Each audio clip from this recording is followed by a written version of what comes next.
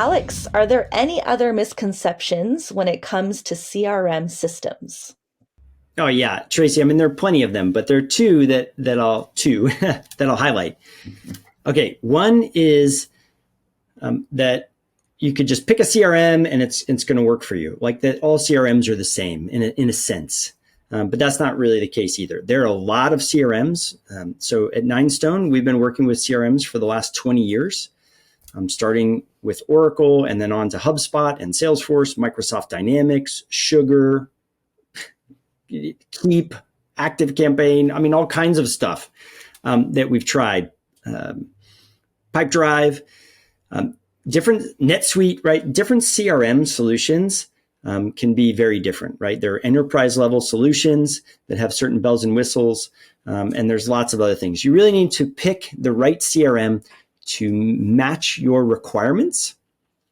And one of the key things that clients need to consider when matching the requirements is how ready is their team to adapt to or adopt a CRM?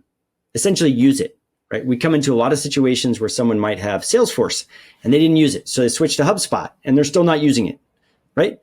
Or they had HubSpot and they didn't use it. So now they're trying something else that their friend said was good or another business owner said was good. So the other thing is that, CRMs are going to adjust. They're going to adapt to the environment over time. So you have to continue to learn. So that's thing number two, right? You got to continue to learn. And actually, I'm going to add a third, right? A big part of leveraging a CRM effectively is actually change management. It's how do you help team members think a little bit different to adjust to the software? So we're always kind of trying to figure out, is this a solution with software, CRM?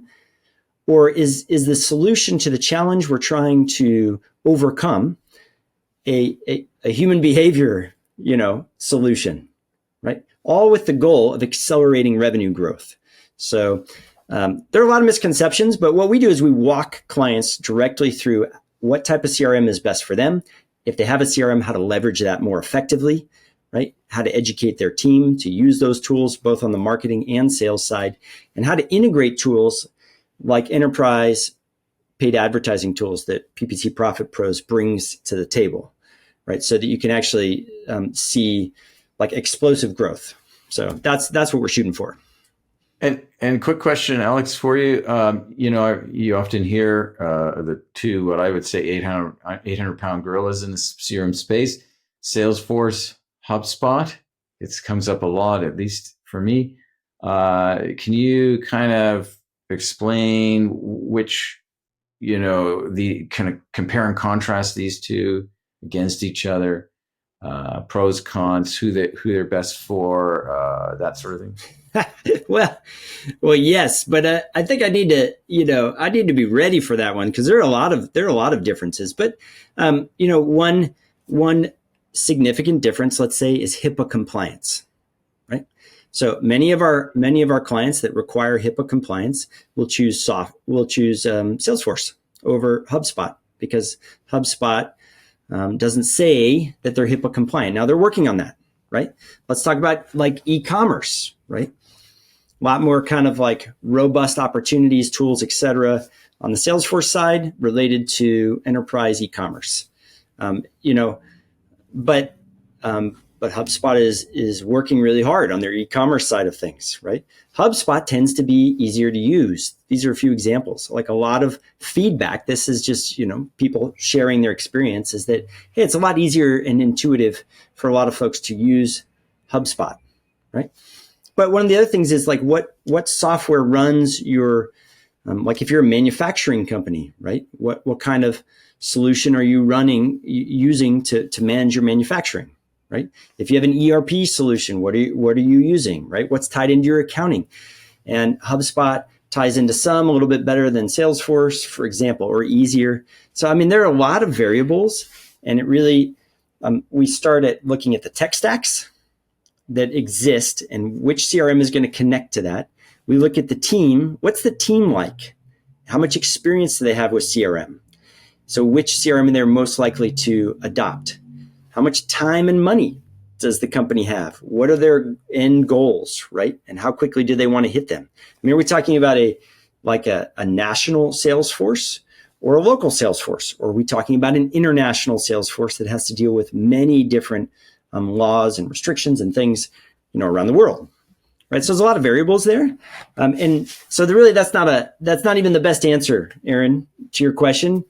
It's just, there are a lot of pros and cons to consider. And if the right tool is outside of our wheelhouse, we will even say that to clients, right? We'll say, hey, you know what? We have a partner that can do a really great job over here on SAP, right? We're not experts in SAP. Where we tend to spend most of our time is with HubSpot, Salesforce, and Microsoft Dynamics, because most of our clients are interested in one of those or using one already or migrating between them. It's pretty interesting. So I hope that kind of gets us in the right direction. Well, it actually underlined why we like working with you guys, because it underscores that this is a complex. This isn't a simple answer. This is the answer to my questions is complicated, and it requires a nuanced and delicate, strategic and surgical approach. Oh yeah, so that it knits together with your clients' unique environments. Yeah, absolutely. And then even once you have a CRM, Aaron, like Tracy spends a lot of time educating our clients on how do these features and functionality work. And once you know how they work, well, how do you apply that to your business, Mm-hmm. right? Mm-hmm. Right. So I mean, you're educating people on how do you use these tools that may not have used them, even if you're used to CRM, right? Let's say we bolt on something else.